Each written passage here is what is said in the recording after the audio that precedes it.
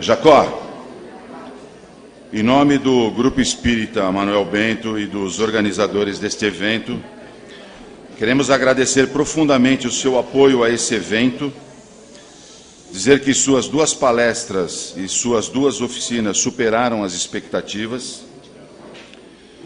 Eu peço mais uma vez aos senhores e senhoras uma salva de palmas, mais uma vez para Jacó Melo, por favor.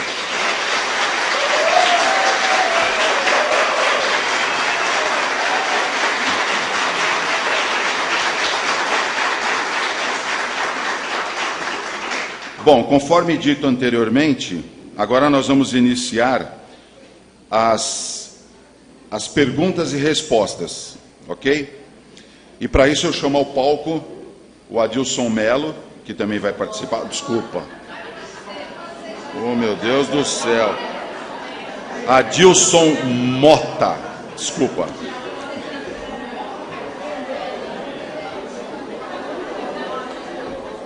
Pessoal, desculpa, é emoção. Eu também me emociono. Bom, vamos lá. Em função do tempo, tá? Que é curto, infelizmente.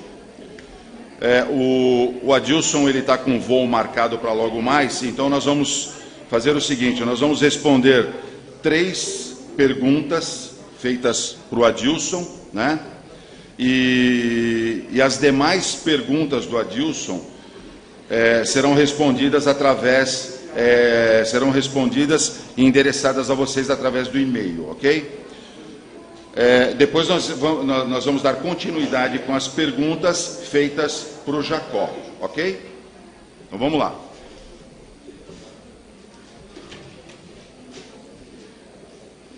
Primeira pergunta para o Adilson Mota. Seria aconselhável incluir a família do depressivo no processo de cura?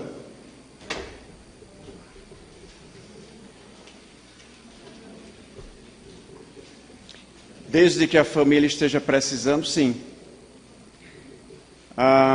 Às vezes, a família do doente, seja depressão ou qualquer outro caso, às vezes a família também sofre muito junto.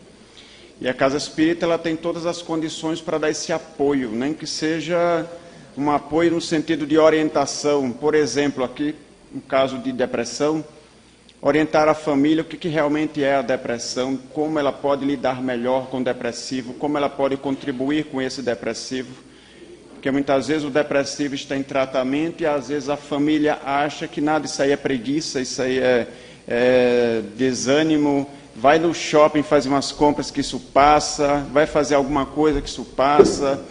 Às vezes não se compreende muito bem o que seja realmente uma depressão. Seja depressão, qualquer outro tipo de caso, seria sim interessante, no sentido de orientar como lidar melhor com esse doente, como contribuir mais para que o tratamento que está sendo feito com o doente na Casa Espírita surta o melhor resultado.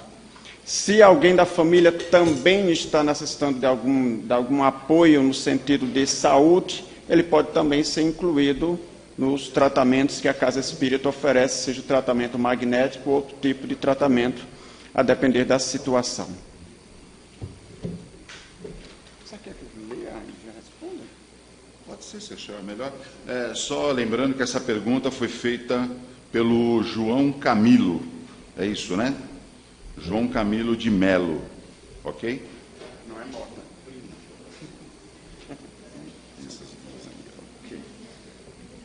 Bom, a próxima pergunta foi feita por Marcos Beto. Seguinte: se todos somos obsidiados em maior ou menor grau, como ser o médium magnetizador necessário ao paciente, uma vez que somos todos doentes do corpo e da alma? Uau! Somos todos obsediados?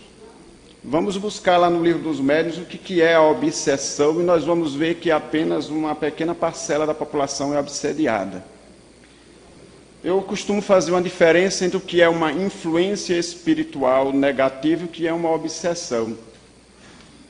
Às vezes uma pessoa com depressão, ela sofre de uma influência espiritual negativa por conta do estado em que ela se encontra de ânimo.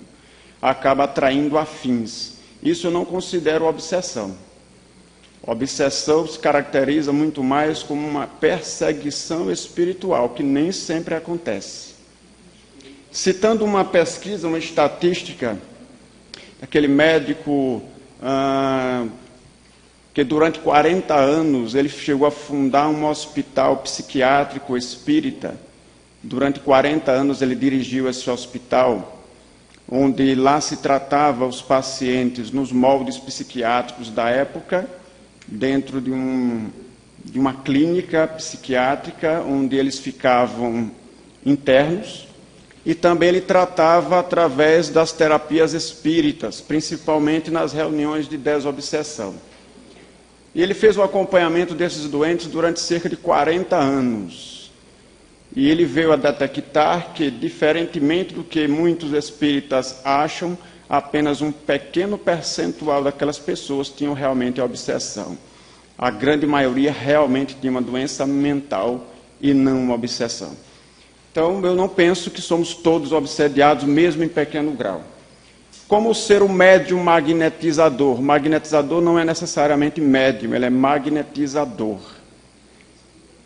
É diferente de médium curador, onde o agente da cura é o espírito. O magnetizador, ele é o agente da cura, o agente do tratamento. Na maioria das vezes com a ajuda da espiritualidade. Mas ele não é necessariamente um médium. Como ele vai ser necessário ao paciente, uma vez que todos nós somos doentes do corpo e da alma. Acredito que todos nós temos alguma necessidade, sim. Somos todos espíritos imperfeitos, todos temos as nossas dificuldades, nossos conflitos, nossas imperfeições, nossas fraquezas, todos temos. A grande maioria tem alguma necessidade física, por menor que seja, mas isso não impede que nós possamos ser instrumentos de ajuda. Há aqueles que estão piores do que nós, aos quais nós podemos oferecer, sim, algum tipo de ajuda. Se nós formos esperar que estejamos 100% bem, nós não vamos ajudar a ninguém. Não, nós vamos perder a oportunidade de crescimento, a oportunidade de progredir espiritualmente.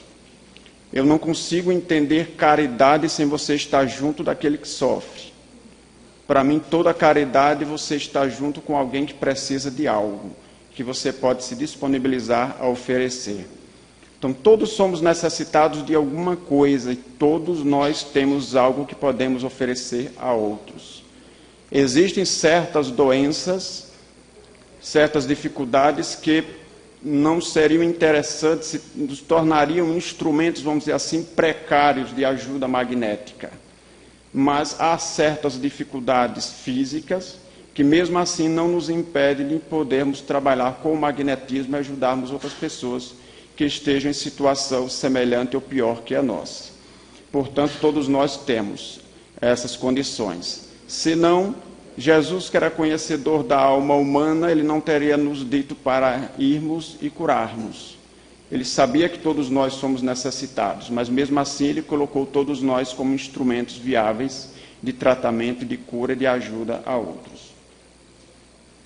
Essa aqui?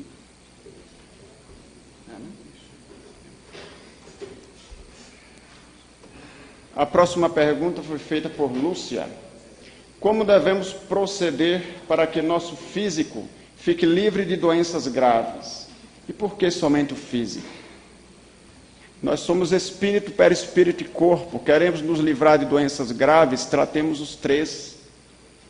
Tratemos nosso espírito, alimentando nossa mente com esperança, com bom ânimo, com otimismo, com pensamentos positivos, com pensamentos do bem. Procuremos sempre pensar coisas que sejam positivas, que estejam no âmbito de otimismo. Levemos boas palavras para as outras pessoas, busquemos ser felizes, nos sentir felizes. Levemos bem-estar para outras pessoas, realizemos boas ações em favor do próximo, estaremos assim tratando o nosso espírito. Cuidemos das nossas energias, busquemos dar uma melhor qualidade às nossas energias, que depende também da saúde do espírito e do corpo. Busquemos desenvolver bons hábitos físicos, cuidando do nosso corpo físico, dando a ele tudo aquilo que é de melhor que ele precisa. Então, cuidemos do corpo, do perispírito e do espírito. E assim nós vamos estar elaborando em nós, participando desse processo curativo dentro de nós. Apesar de que há certas situações de desordem física, orgânica, que nasce, que tem o seu nascedor no próprio corpo físico, nós também não podemos descuidar do nosso perispírito e nosso espírito.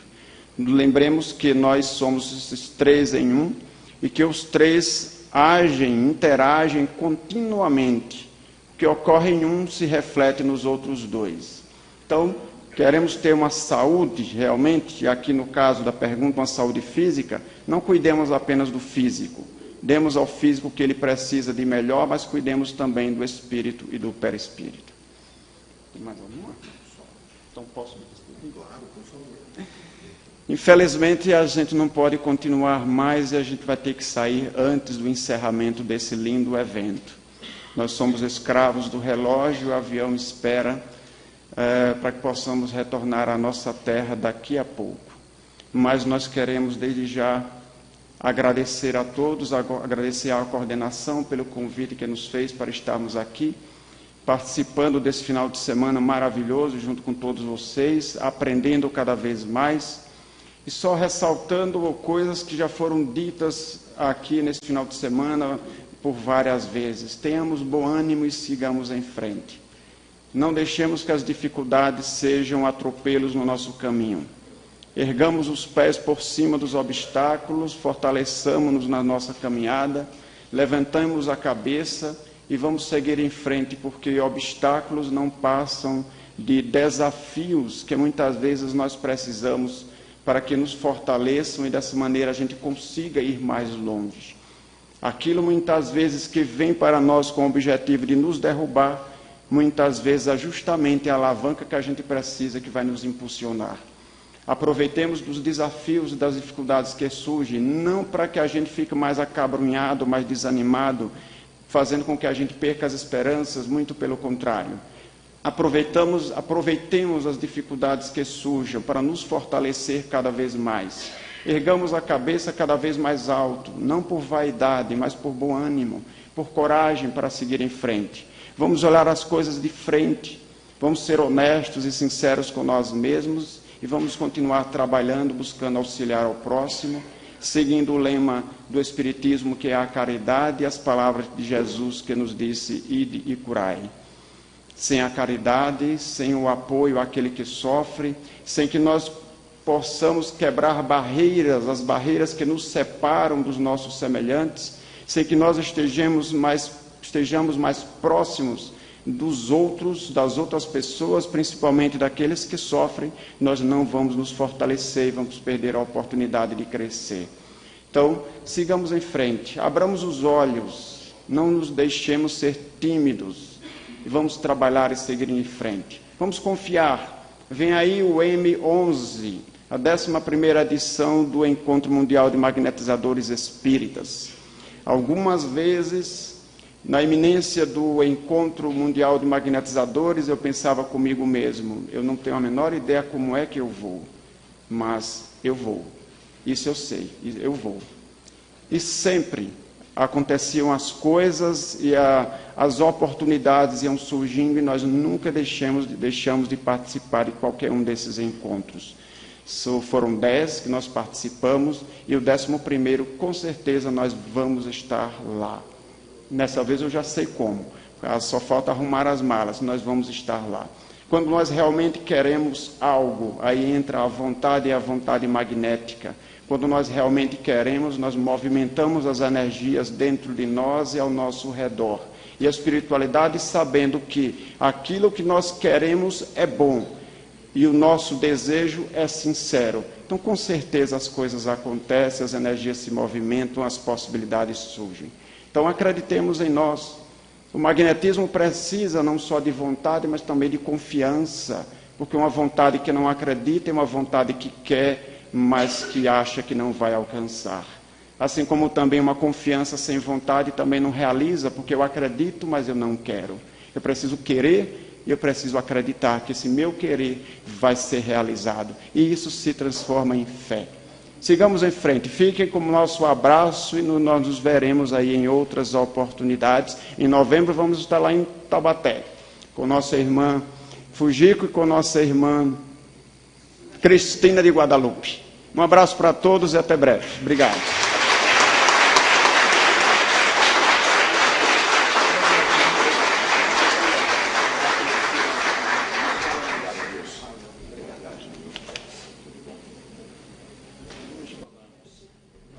Bom, então agora, conforme combinado, o Jacó vai fazer vai dar as respostas às perguntas aí no formulário.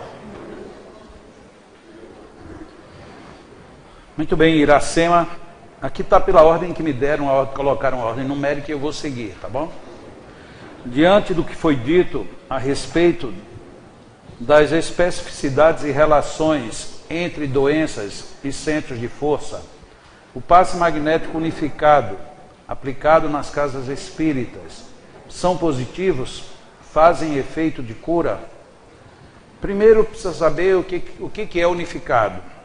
Segundo, quais são os objetivos desses passes? Porque cura, muitas vezes, depende de tratamento. Nem toda cura ela é instantânea. Jesus mesmo, nem todas as vezes, curou instantaneamente. Mas, geralmente, as questões de cura, elas pedem um procedimento mais adequado, mais específico. É tanto que para cada enfermidade, para cada patologia, normalmente se usa mecanismos próprios. E que nem sempre, para o mesmo problema, as mesmas técnicas são igualmente eficientes. Portanto, é preciso rever isso com cuidados. Eu não acredito muito numa eficiência grande desse modelo. A Beth perguntou, a enxaqueca pode ser tratada na casa do paciente ou só na casa espírita? Eu não sou favorável a que se diga que as coisas só acontecem dentro da casa espírita. Eu sempre digo que, na maioria das vezes, as cabines de passes espíritas são os melhores ambientes. Isso é verdade. Mas daí a dizer que só pode ser lá, aí é uma história totalmente diferente. Nós podemos sim tratar as pessoas em casa, em hospitais, em situações desfavoráveis, dependendo do caso, de quem vai fazer e do que se objetiva com isso. As enxaquecas é um dos casos que pode ser tratado em casa, sim. Juliana Amazonas. Até que ponto há influência do magnetismo emanado por um usuário de drogas no equilíbrio de um médium? Como a pergunta deixa espaço para as duas interpretações, um médium que faz uso de drogas não é um bom médium. E um médium que lida constantemente com pessoas que fazem uso de drogas, ou ela cria um padrão de defesa próprio, ou pode, eventualmente, algumas emanações prejudicá-las. Então, é preciso saber exatamente onde estamos, com quem estamos, porque se não fosse assim, nós jamais iríamos a algum lugar que seja pernicioso. A gente vai a lugares perniciosos a atender pessoas. Eu era bem jovem, quando um amigo meu, ele chegou em casa de madrugada dizendo, Jacó, vamos ali comigo, vamos socorrer ali uma pessoa. Eu disse, mas o que foi isso? Não, vamos no caminho, eu te explico. E ele tinha um relacionamento com uma meretriz. E ele não foi num cabaré e teve uma relação, ele tinha uma relação com ela. E quando eles vinham voltando, ele sofreu um acidente de carro e ela machucou a visão, e ela ficou praticamente cega. E eu digo, tá bom, e onde é que ela está? Ele disse, não, ela está lá na casa dela. E eu pensei que era na residência, não era na residência, era na casa de Meretrício. E nós entramos. E quando a gente vai saindo com ela para levá-la no hospital, porque ele queria que eu conseguisse um médico que a atendesse, quando a gente vai saindo, vai passando um amigo meu lá de faculdade, que era o cara mais respeitoso que eu tinha. Eu tinha uma total admiração por ele, que era um cara super respeitoso. Ele nunca foi pego com brincadeiras de mau gosto. Não era sisudo, mas era uma pessoa de um equilíbrio muito grande. Quando eu vou saindo do cabaré, de manhã cedo, imagina uma segunda-feira, 5h30 da manhã, eu estou saindo de um cabaré, eu me deparo com esse meu amigo, e ele olha para mim, tudo bem, Jacó? Eu digo, tudo bem. Eu digo, tá tudo ótimo. É uma situação na hora, não tinha no que ficar constrangido, mas eu me constrangi na hora. E aí, a pergunta era, e lá dentro do cabaré, como é que foi? Você pode fazer alguma coisa? Sim, eu já comecei a fazer alguma coisa lá dentro. É difícil, confesso que é difícil. Foi a primeira e a única oportunidade em que eu tive de atender uma mulher do Meretrício dentro de um cabaré para socorrê-la primeiramente logo com passe magnético. Então, para mim foi uma situação muito complicada. E depois, aí dali, ela já começou a dizer que estava ardendo menos os olhos, ela estava com os olhos vendados. Mas é uma questão de ambiência. Se eu fosse me impressionar com isso, eu não teria entrado, ou teria entrado, mas não tinha feito nada. E ela que precisava ia receber o quê? Então, nessa hora você tem que estar muito acima de qualquer coisa, porque senão aquilo que a gente chama de emanações ambientais podem nos atrapalhar. Até que ponto o fato de um médium sensitivo conviver intimamente com um usuário de drogas pode afetar ou influenciar no seu equilíbrio e na qualidade do seu trabalho? Até o ponto em que você se permita isso. Eu sei que às vezes é muito complicado uma pessoa que convive com um usuário de drogas, mas ama. Ora, se você que ama está tendo dificuldades, quem é que vai conviver? Quem não ama? Então é a hora da gente começar a exercer a função do Evangelho, não no sentido de doutrinação, mas de vivência evangélica. Mostrar pela força da vivência e da convivência de que é possível encontrar uma vida melhor fora das drogas. É um trabalho pesado, reconheço, mas é um trabalho extremamente possível. A outra pergunta foi Marinalva quem fez, perguntando qual era o reverso do humeral. O reverso do humeral, ele não é o laríngeo, porque o humeral ele é de média frequência, o laríngeo é de alta frequência. Então nós temos aqui na frente o reverso do humeral. Mas como ele está muito próximo do laríngeo, normalmente a gente nem identifica.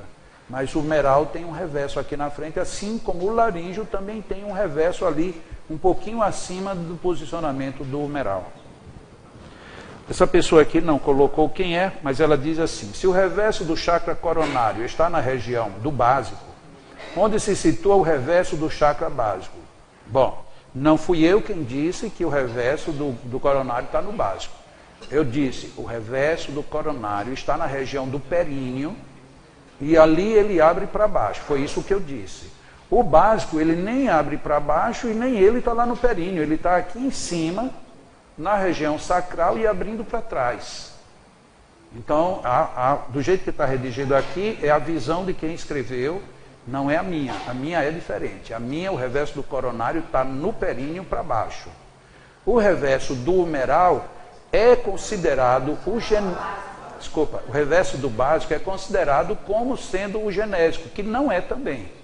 Ele sai ali bem juntinho, mas como ele está muito juntinho, para efeito de manipulação, é basicamente a mesma coisa. Então, quando você está trabalhando o básico e o genésico, eles dois praticamente se complementam. Mas, na realidade, o básico está um pouquinho mais acima do que o genésico. Então, nós teríamos um reverso do genésico abaixo do básico e um reverso do básico um pouco acima do genésico.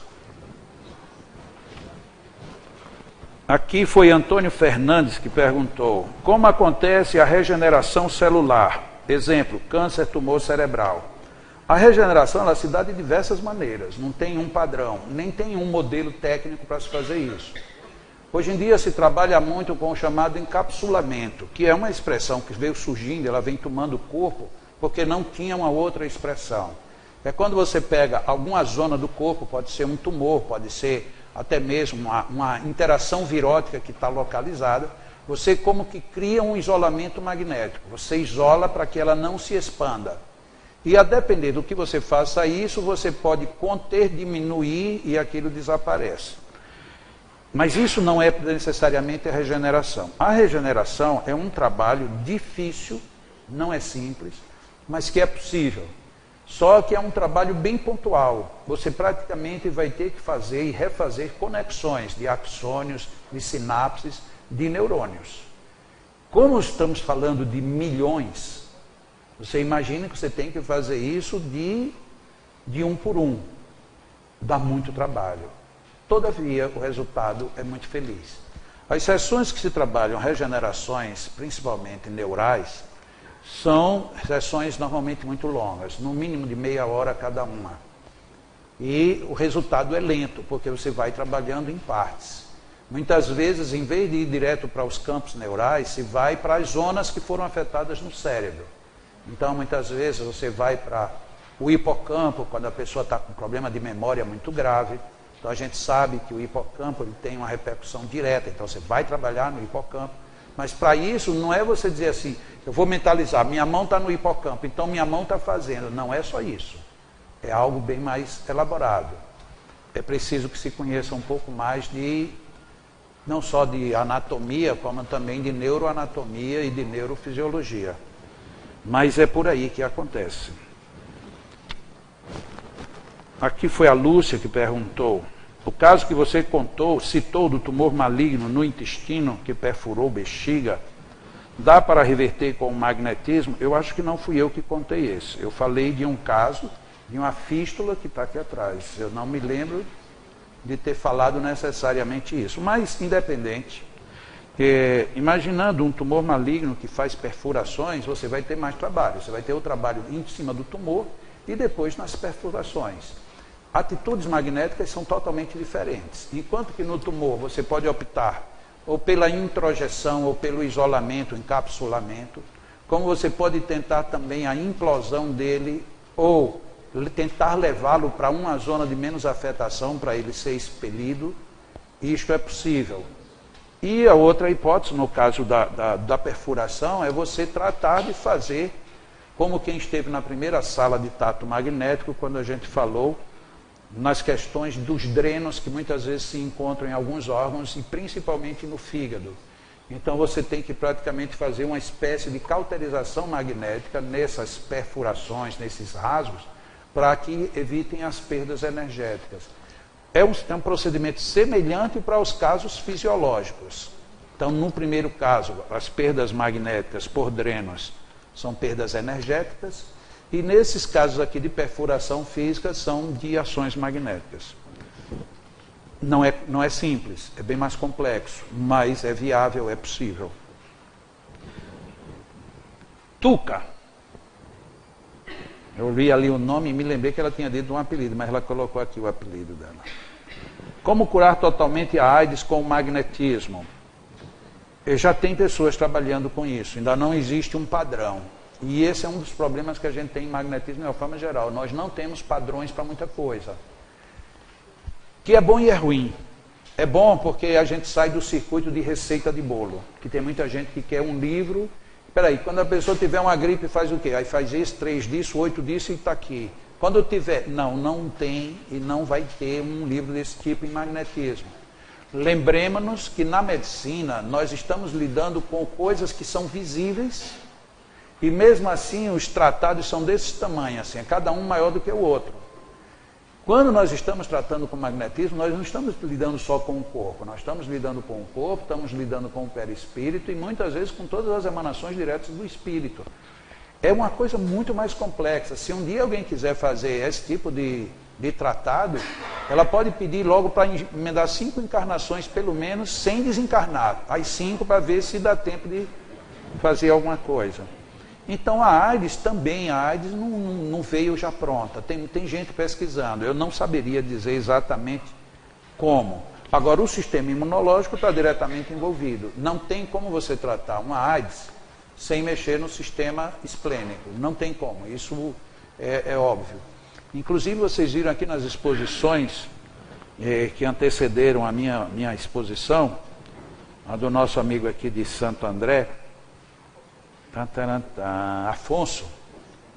O Afonso colocou ali, ele disse, eu achei até interessante, ele disse, olha, por padrão a gente começa sempre com TDM 1, 2, 3. E é interessante porque quase tudo na gente está dependendo desses filtros, e os filtros estão nesse sistema, e o fígado está no sistema, as glândulas suprarrenais estão no sistema, os rins estão no sistema, então está tudo ali. E quando você vai tratar com AIDS, então não tem nem como fugir. Vânia Santos perguntou se tem algum empecilho para dar passos magnéticos em uma pessoa que usa marca-passo. Não tem nenhum empecilho. Mas se você vai trabalhar sistema cardiológico, você tem que saber o que é que você vai fazer ali. Mas empecilho em si não tem nenhum. A não ser que, além do marca-passo, tenha outras complicações. E aí seria uma outra história. Cristiane, com o aumento cada dia maior das síndromes, dentre elas a de Asperger, do autismo, como o magnetismo trabalha e age neste ser? Aqui eu faço a recomendação para a pessoa procurar Ana Vargas. Isso é procurar no Vórtice, e aí, como eu disse, se você não sabe onde é o Vórtice, entra no meu site, jacomelo.com, e lá você tem o Vórtice todos os meses. Então procura ver qual é o Vórtice que trata de autismo, que a Ana Vargas já fez vários artigos a respeito. Mas se for alguns casos mais específicos, escrevam para ela, que ela responde a todo mundo. E tem uma pessoa aqui que já trabalhou com ela algumas vezes, em alguns casos de autismo, que infelizmente já está no fim, não vai dar mais para vocês conversarem com ela. Mas uma outra vez, vocês sabendo, no dia que a Marcela Colotti estiver aqui, que está bem aqui na frente, a Marcela trabalha em par com a Ana Vargas e, portanto, ela poderia falar muito bem de como o magnetismo está tratando as questões aí desse setor, né? Autismo, Asperger e outras. Vânia, outra vez, como cuidar de uma pessoa idosa com Alzheimer e evangélica, que tem uma veia entupida no coração, não fez o cateterismo, já teve um infarto e tem 84 anos. Eu tenho a impressão que ela já está perto de se encontrar com Jeová. Então, com todo respeito, Jesus disse assim: faze por ti que o céu te ajudará. Isso define muito bem. Você tem que fazer a sua parte. Eu sou bem tranquilo nisso. Se chega alguém e me procura e diz: olha, eu sou protestante, eu não vou, eu não acredito, mas eu queria, dizer: não, você vai procurar um pastor. Procure o seu pastor e peça para ele dar a solução. Não queira que eu dê a solução. Não, mas eu queria uma solução espírita. Bom, então eu vou desconsiderar que você é protestante, porque eu não posso pensar que você é protestante e vou ter agora que respeitar uma coisa que eu nem sei o que é. Então, você veio para um tratamento espírita, a gente não lhe impõe em nenhum momento que você seja espírita, mas o tratamento é este. Se você quiser. Não, mas a pessoa não quer. Eu tenho uma companheira nossa lá no Leão, que ela tem uma irmã que é protestante, e ela está com uma situação muito grave, crítica mesmo. E ela chegou e disse: Jacoí, como é que eu faço, Jacó? Ela não aceita que eu aplique passos, que ela sabe que eu sou espírita. Não aceita vir aqui. E eu disse para ela que ia tentar fazer um atendimento à distância. Ela disse: nem ponha meu nome nas suas macumbas. O que é que eu faço? Eu digo: reze por ela. Não, mas e aqui no Leão? A gente faz o quê? Nada. No Leão a gente não faz nada por ela. Porque o Leão que a gente faz é respeitá-la. Ela não aceita, ela não quer. Ela é de outra religião.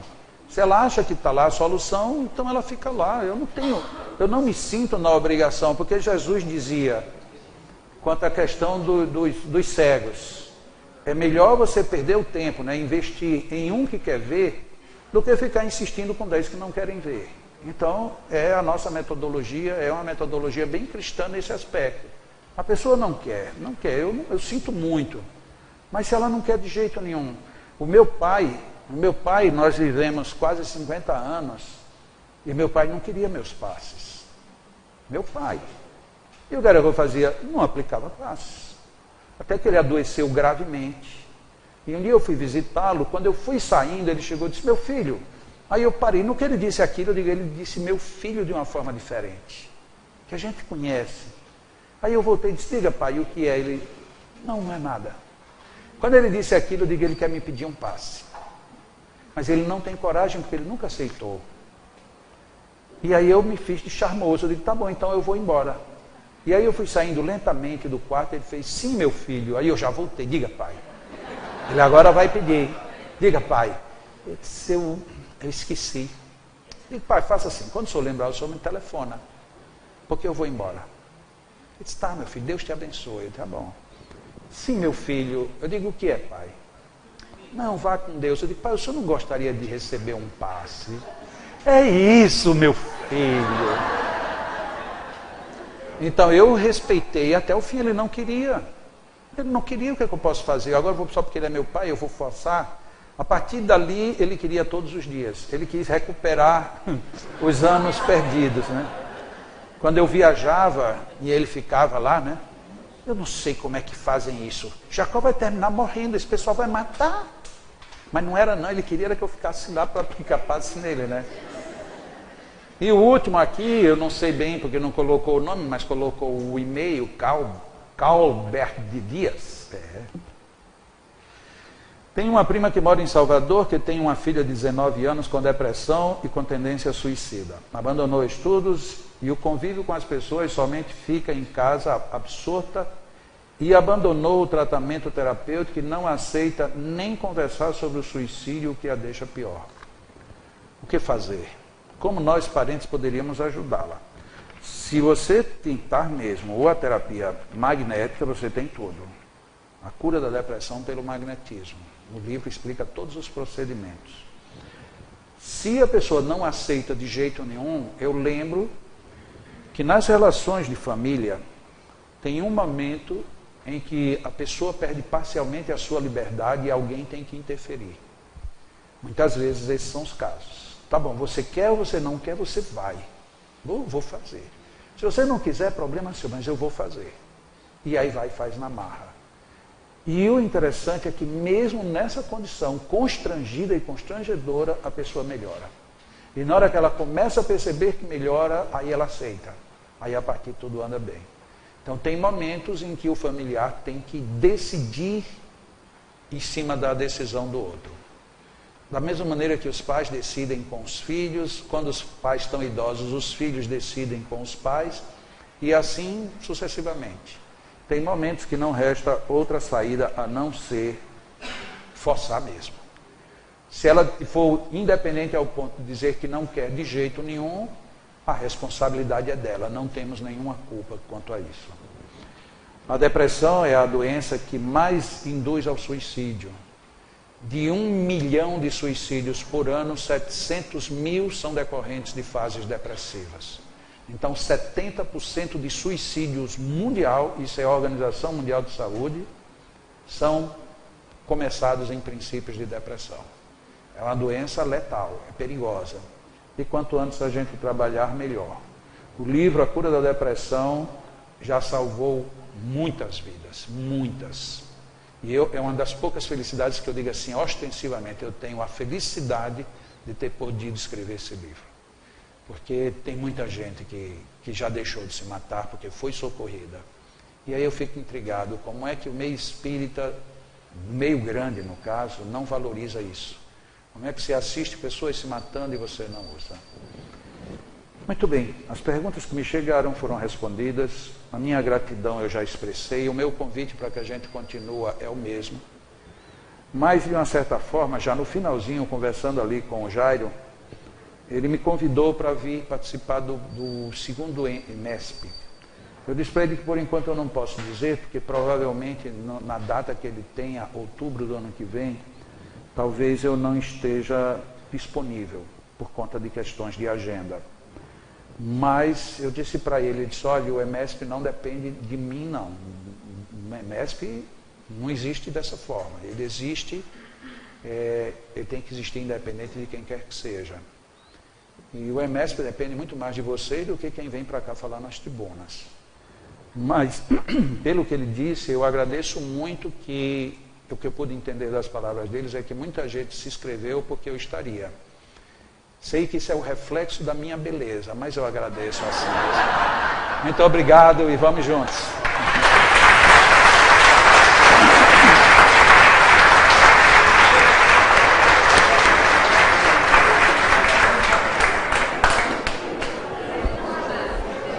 Você é muito lindo, Jacó, né?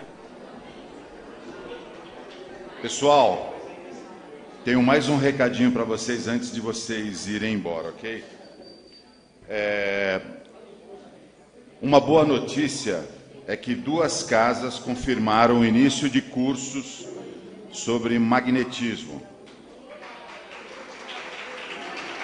Esses cursos iniciarão em fevereiro de 2018 e as casas são o CEAI Genebra, que fica aqui no centro de São Paulo, e uma outra casa é na Zona Norte, que é o Osama Cricor. Ok? Bom, com relação a... Eu obtive uma informação agora muito importante, é que ainda está faltando muitas avaliações que não foram entregues. Então, se vocês puderem entregar as avaliações, a casa agradece, ok? Bom, e assim estamos encerrando o nosso primeiro EMESP. Esperamos que todos tenham aproveitado o evento. Esperamos que esses novos conhecimentos os ajudem a se tornarem melhores magnetizadores, levando alívio aos que sofrem e buscam nossas casas em busca de ajuda.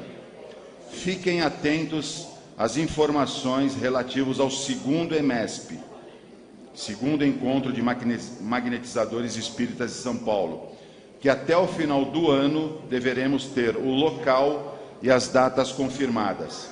Agradecemos muito, não só a presença, mas o carinho e paciência de todos. Esperamos que todos tenham um excelente retorno em segurança em seus lares. Muito obrigado.